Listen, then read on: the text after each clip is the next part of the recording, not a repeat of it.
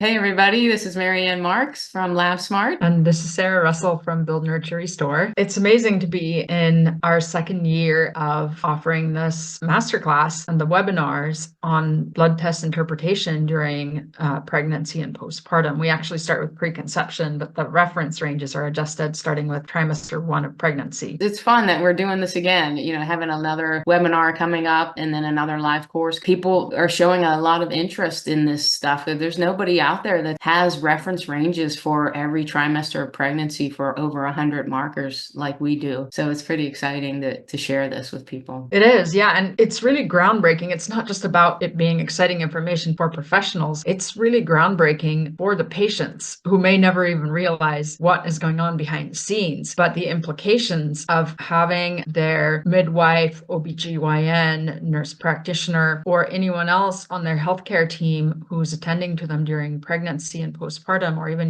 looking at what labs to run during preconception, having them have that attention to reproduction specific reference ranges can really help not only pick up on things that are going wrong during the pregnancy so that you can adjust them as soon as possible, even preventing preeclampsia, for example, by looking at very, very early signs that show up in the first trimester, but also preventing anxiety in the healthy pregnant woman whose reference ranges would be flagged if they were referring to the standard lab printout that does not differentiate by pregnant reference ranges from non-pregnant ranges or one trimester from the others.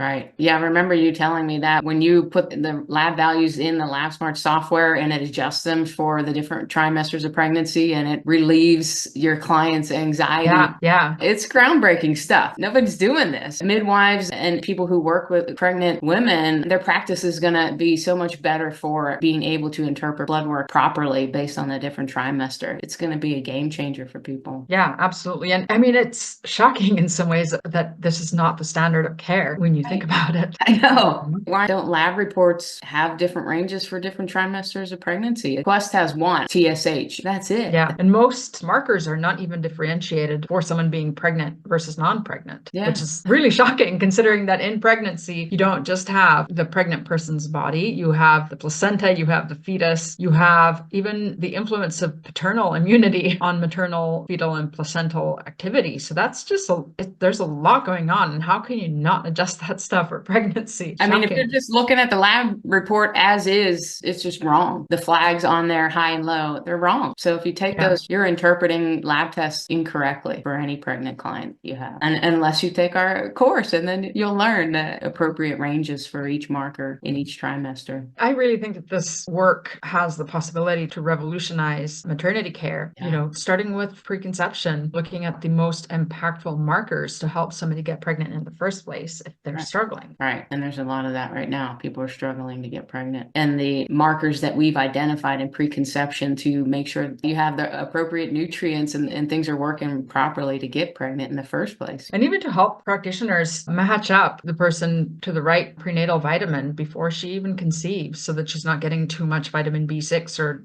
too little vitamin A in one form versus another, adjusting the right level of vitamin D. I mean, these things are incredibly impactful. Making sure that somebody who has iron deficient anemia is having that corrected before conception, and people who do not have iron deficiency anemia are not being unnecessarily supplemented either preconception or during pregnancy. And both of those things unfortunately happen a lot. Right. That's huge. I'm excited about the webinar and the next run of the masterclass. Yeah. Attending the class live, there's a lot of value in that because we have a Q&A at the end. And so you get to ask us all sorts of questions after each module. Yeah, absolutely. And to work with any clinical scenarios that you might have going on in your practice.